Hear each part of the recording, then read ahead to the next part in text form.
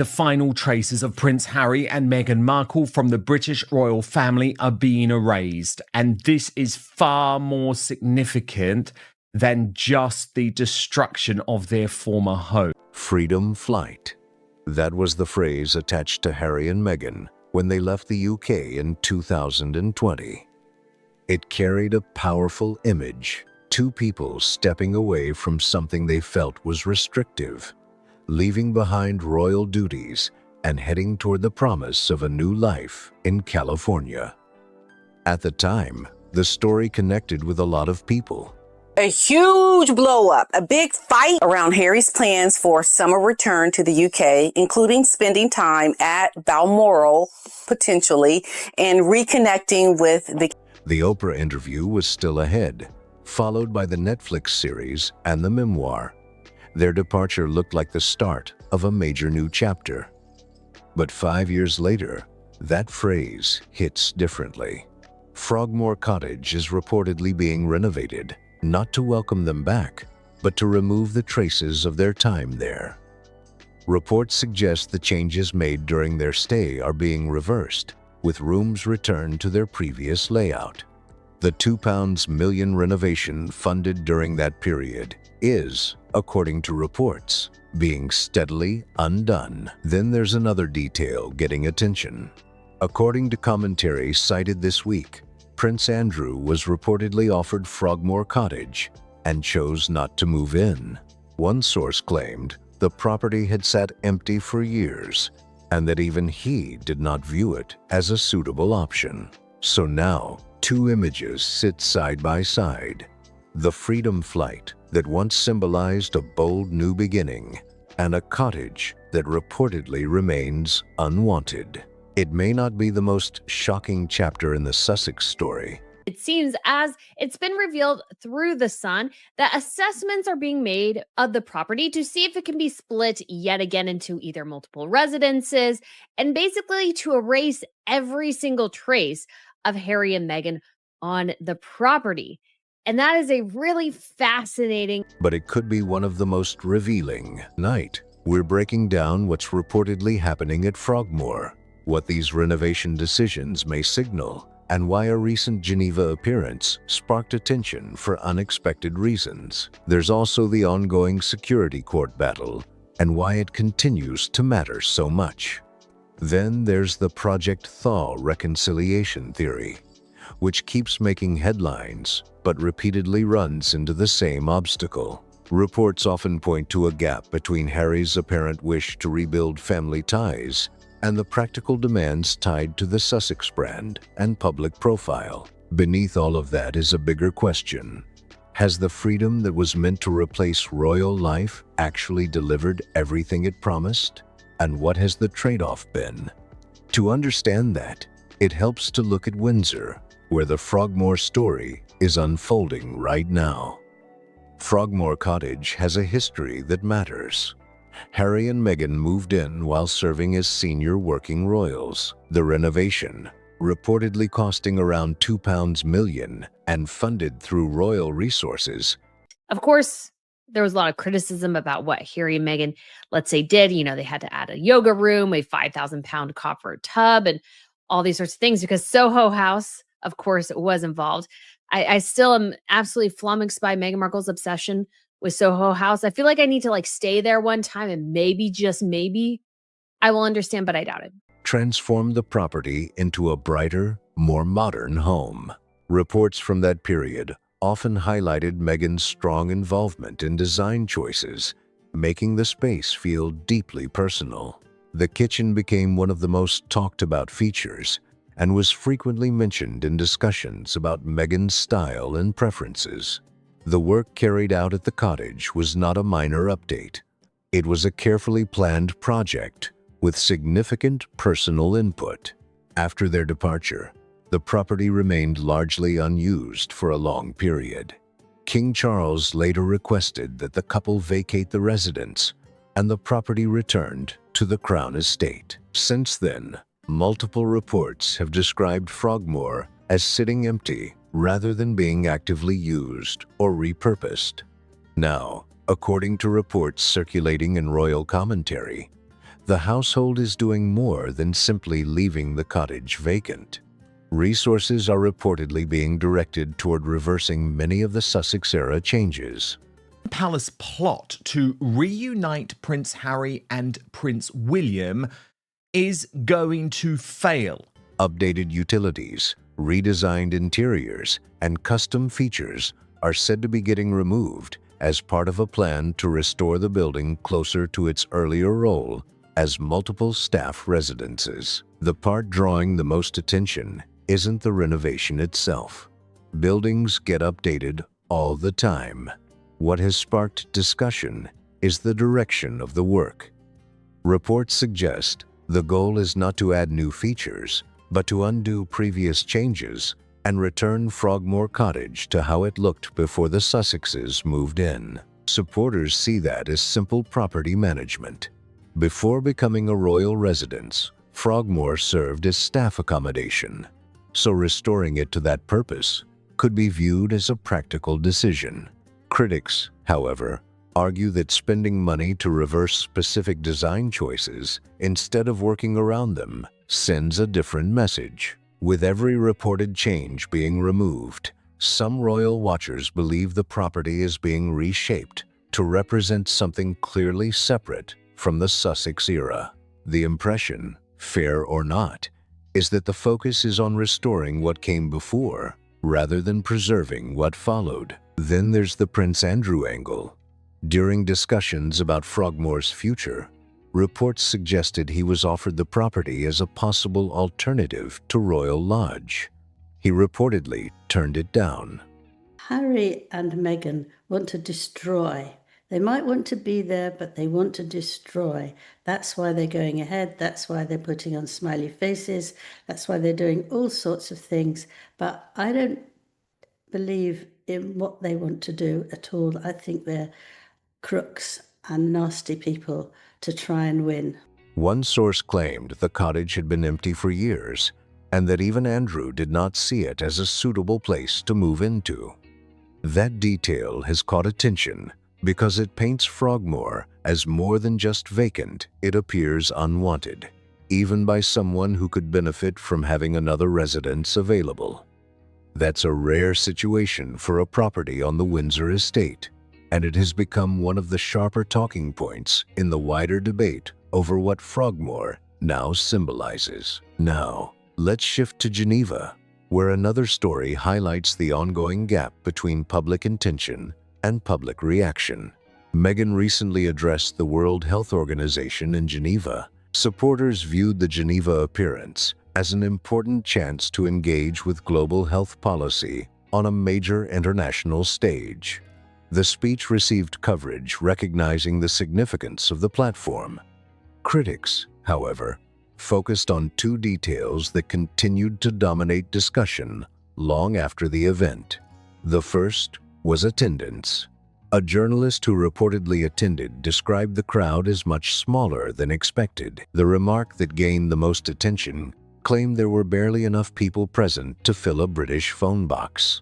Whether fair or not, that description spread quickly across royal commentary and became one of the most repeated talking points about the event. The World Health Organization remains a major institution, and the event was officially scheduled. Meghan's always pushing out Harry. It's always got to be in the front. And lots of women would feel like that, but she doesn't. She's often doing an awful lot at the back, masses. And he could really lean on her, and she would trust him, and she would take advice from her. Now, she won't want it, and I'm sure that's why he won't do it. Still, much of the conversation centered on the size of the audience rather than the content of the speech itself. For many commentators, the visuals of the room became a bigger story than the policy issues being discussed. The second issue involved a photograph.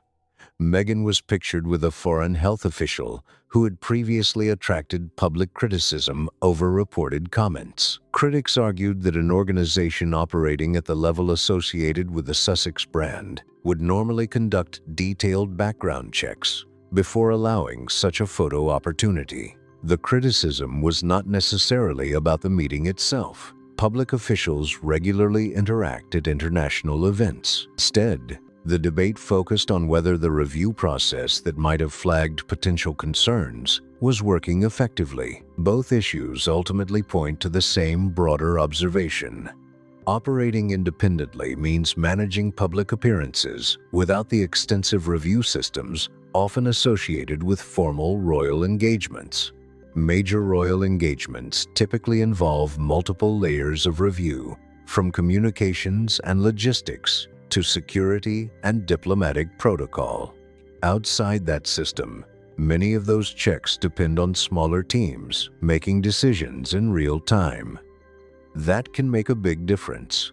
Sometimes, a single overlooked detail ends up becoming the headline, overshadowing the event's original purpose and shaping public discussion in unexpected ways. Now, let's turn to security, because it has quietly become one of the biggest issues in Harry's relationship with both the UK and the royal family. Prince Harry and Meghan Markle are being erased from the history of Frogmore. While the topic receives plenty of coverage, the wider impact is often overlooked. Most reporting focuses on the legal battle itself. What level of protection Harry should receive, what responsibilities the Home Office has, and what legal precedents court decisions may create. Those questions matter, but they are only part of the story. The larger issue is whether the security situation affects Harry's ability to maintain regular ties with the UK. Supporters of his position argue that safety concerns influence how often and how comfortably he can visit the country. In that view, the debate goes far beyond individual trips and touches on broader family and personal connections. His legal disputes over security arrangements have been well documented, involving hearings, rulings, and appeals that have remained a major focus for both his legal team and public statements. Harry's argument has consistently been that potential risks do not disappear simply because he is no longer a working royal. He maintains that security decisions should be based on assessed threats rather than official status alone. Critics see the issue differently. Their view is that the level of protection Harry seeks was originally tied to the responsibilities and visibility that came with being a senior working royal. They argue that the unique risks associated with that role are closely connected to the institution itself and the public profile it provides. That disagreement sits at the heart of the debate and continues to shape discussions about Harry's future relationship with the UK and the royal family. Once that role ends, the calculation changes. The government's responsibility to protect citizens remains, but providing the specific level of security linked to active royal duties becomes a separate question. So far, court decisions have not fully aligned with Harry's position. What makes this issue so important is not just the legal debate, but the real-world impact it creates. Security has become the key that affects everything else. If that issue were resolved, longer visits to the UK could become much easier.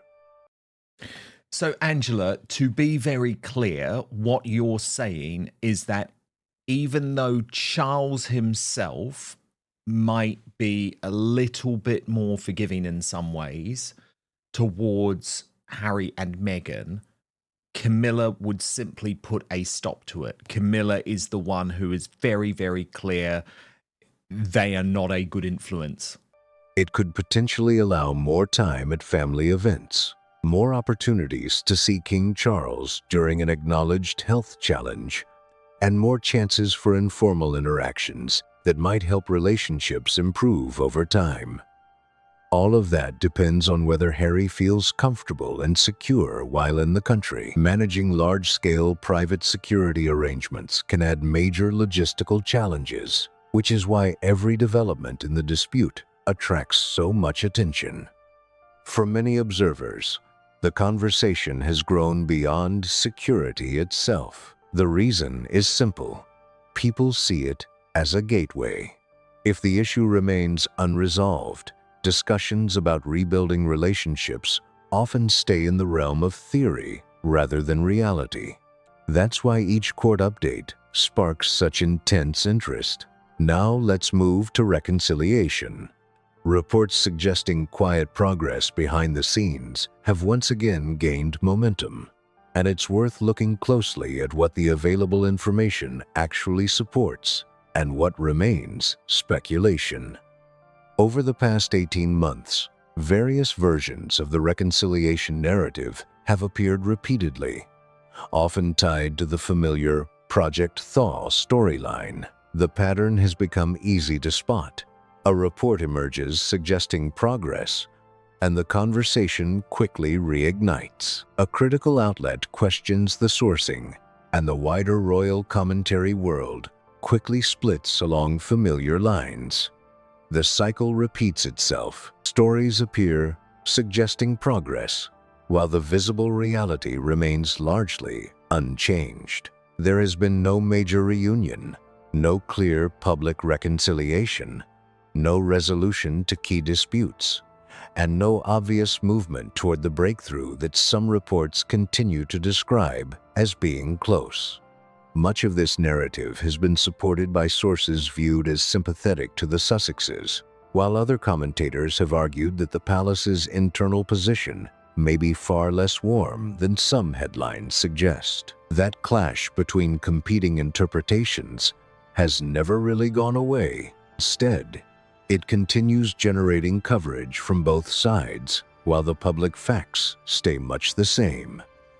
Harry can, because you can't trust him, Harry can take that and say, well, my father, when I saw him yesterday, he told me that I should do this at the court. I should do that at the court. He told me he doesn't want to do this in the court. And, he has done this before. Not so long ago, he did that in the BBC interview. He had an interview with his father. His father said, please keep this secret. He went off and told them at the BBC. So he's not going to say what the king said, but he's going to say something and then pretend it was him who said it. Reports of progress emerge, debate follows, and then attention shifts to the next round of speculation without any major visible developments. One argument promoted by some royal commentators centers on Harry's public comments about certain issues, including anti-Semitism. They note that some of his statements appeared around the same time King Charles was highlighting similar themes. Supporters of the theory believe those overlaps could signal quiet coordination between father and son. In their view, these moments may represent subtle signals, small tests of public reaction, or careful steps toward improving relations before any larger announcement is made. Others strongly disagree. They argue that the overlaps are exactly what they seem to be. Two people with a shared family background, expressing views on similar issues during the same news cycle. Given the level of media attention surrounding both men, comparable themes are bound to appear from time to time. The key issue is evidence. While patterns can be spotted and theories can be built around them, the publicly available information does not clearly prove whether these similarities reflect active coordination or simply shared values and experiences. For now, that question remains unanswered. What many commentators seem to agree on is a simpler picture.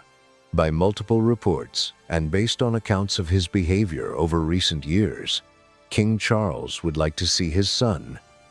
According to reporting that cited a palace source, concerns remain about private conversations potentially becoming public through future interviews, books, or other media appearances. That creates a difficult and deeply personal situation. Initially, the house was actually subdivided into multiple sections because it was actually a residence for multiple staff members. So there was a process undertaken to redo the property, make it go from a multiple family residence to a single family residence. And of course, this was to the tune of millions of pounds. Some of those structural changes, these sorts of things, I'm sure were needed to upkeep a property. It does not necessarily suggest hostility toward reconciliation. Instead, it points to a father who may want improved relations while also dealing with personal and institutional concerns that make the process far more complicated than simple goodwill alone can solve. Another factor appears repeatedly in reports about why progress has been limited. Prince William, as heir to the throne and, according to various accounts, a key figure in managing Sussex-related matters from the palace side, his position carries significant influence over what is realistically possible. Most reports suggest William's stance has become much firmer since the release of Spare. Commentators frequently point to that book as a major turning point in the relationship between the brothers. One reported incident has received particular attention. According to published accounts, William contacted Harry in late 2025 regarding concerns about public narratives involving Catherine. The reports claim the conversation ended with Harry indicating that he could not easily reverse positions that had already become central to his public story. If that account is accurate, many observers see it as one of the most revealing moments in the entire reconciliation debate. Not because it demonstrates permanent hostility, but because it highlights two people operating from very different priorities and expectations. That distinction matters. The issue may be less about personal dislike and more about conflicting requirements. Reports often suggest that for Harry to gain the level of access and relationship he reportedly wants with both his father and the wider royal circle, some form of change in the broader public narrative would likely be necessary. At the moment, many commentators believe those positions remain difficult to reconcile, which helps explain why meaningful progress continues to appear limited despite recurring reports of behind-the-scenes efforts. A major obstacle, often highlighted by commentators, is the idea that any meaningful reconciliation could require some form of public correction or acknowledgement regarding claims made in the Oprah interview, the Netflix series, or Spare. That would be a significant step. The memoir became a global bestseller, and the interview reached millions of viewers worldwide. You have to remember how many lies and awful things he said. He tried to mess up Australia, didn't he, with saying what Trump should be doing. It's not his business. He's not anything to do with that. And it could have made it much worse for the king. So he has to get over that, which he did incredibly well. But you can't, and at the court case, you cannot expect the king to say anything because it's his. He's the king. And therefore, you can't let him say anything at all. Revisiting any part of that public record could carry considerable personal and reputational costs. Some analysts argue that if Prince William were ever to support closer ties between Harry and the royal inner circle, he would likely expect more than private discussions behind closed doors. In this view, any response would need to exist on the same public stage where the original claims were made. That is where many observers see the stalemate. Both sides are often described as having requirements that remain unmet, and the distance between those positions does not appear to be shrinking. As a result, repeated reconciliation stories continue to generate attention without producing visible results. Many reports suggest that the desire for improved relations exists, at least to some degree, on both Charles's and Harry's side. The challenge, according to royal commentators, is that the practical conditions needed to make that happen have not yet fallen into place. This is why some journalists have argued that Project Thaw coverage often reflects hope more than confirmed progress. The theory keeps resurfacing, but tangible developments remain difficult to identify. Another layer comes from reports claiming Meghan has little interest in returning to life in Britain, particularly on a long-term basis. Various unverified accounts describe discussions about the possibility and suggests the idea was rejected. Whether those specific conversations occurred exactly as reported remains unclear. Still, the broader picture aligns with what has been publicly visible for years. California remains the center of the Sussex family's life. The children's education, social circles, business operations, and professional partnerships are all based there. The infrastructure supporting the Sussex brand is also rooted in California. Their major projects, working relationships, and public-facing activities have largely been built around that foundation. Perhaps most importantly, the original argument behind the 2020 departure was that a different life could be created there. The promise was that the opportunities, freedom, and future available in California would ultimately justify the sacrifices and challenges that came with leaving royal life behind. Reversing course in any major way would be a complicated move. Bringing the children into a British environment, facing closer media attention, or moving nearer to the royal system they chose to leave would require a strong reason and a very different public narrative than the one that has existed since 2020. So far, the Sussexes' public direction has not appeared to move toward that outcome. Based on what has been visible over the past 5 years, the focus has largely remained on building a life and operation outside the UK, rather than moving back toward it. And Angela, you say that Camilla, Queen Camilla, can see right through both Harry and Meghan and knows that neither can be trusted. Yes, of course. I can even do that.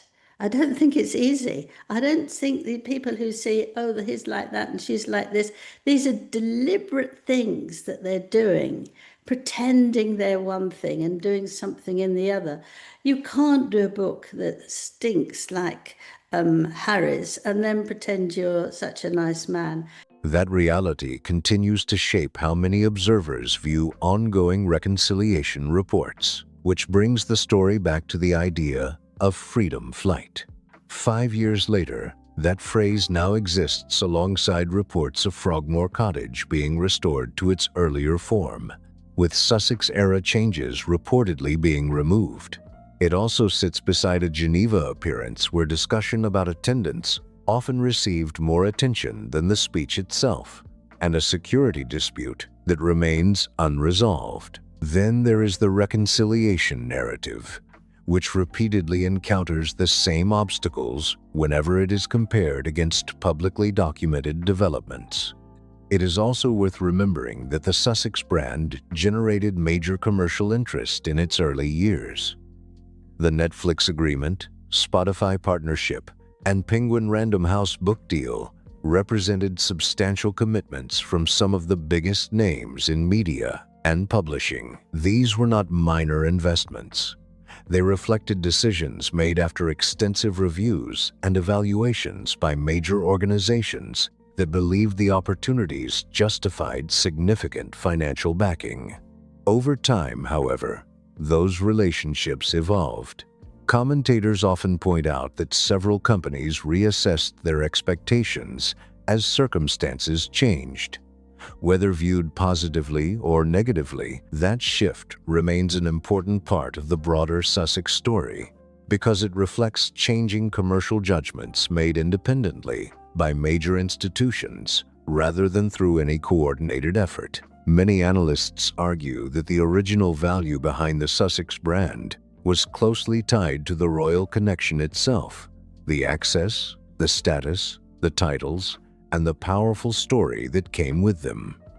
In recent years, some commentators have pointed to changing relationships with major media and publishing companies as evidence that expectations set in 2020 and 2021 did not fully match later commercial results. The security debate, the Frogmore renovations, the reconciliation stories, the Geneva appearance, and discussions about brand performance may seem like separate topics, yet many observers view them as connected pieces of a much larger picture. At the center of that picture is Harry's departure from an institution that provided a unique role, a high level of visibility, and a framework that shaped his relationship with both the public and his family. Much of that influence came not only from who he was as a person, but also from the position he held within the royal system. The move to California was widely presented as the beginning of a new chapter, one that would create different opportunities and a different way of life. The expectation for many supporters was that the benefits of that transition would outweigh what was left behind. By 2025 and 2026, however, debate continues over whether that transition has fully delivered on those expectations. The connection to royal life remains a major topic in media coverage, and interest in the relationship between Harry, the monarchy, and the UK has not faded in the way some predicted. That does not automatically mean the decision was a mistake. It may simply mean the trade-offs were more complex than they appeared at the time. You can't have someone like Meghan who said she had terrible 7 years of agony and so awful. And then, 2 weeks later, she wants to come back because she's now been away for 8 years. So what's she talking about? She's just messing you around, and that's what she does. She messes you around. You don't know now about the children's names. You don't know now about whether you should have jam or orange juice or, it's all messy, messy, messy. And that way she can just jump from one thing to another and get nowhere. Personal relationships, institutional ties, public perception, and commercial realities all carry long-term consequences. In many ways, that is the question still hanging over stories about Frogmore Cottage, the unresolved security dispute, and ongoing reconciliation reports. Different events keep raising the same issue. How sustainable are the long-term costs and benefits of the path chosen back in 2020?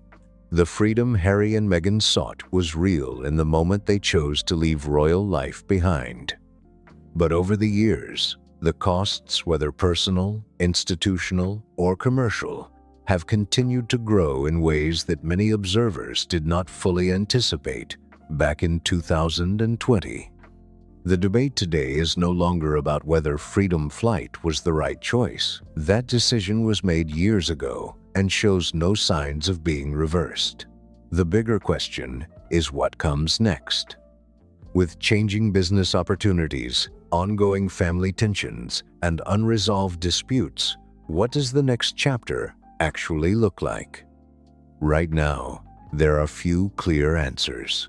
5 years later, Frogmore Cottage, the home that once symbolized the Sussexes' place within the royal world, is reportedly being restored to its previous form.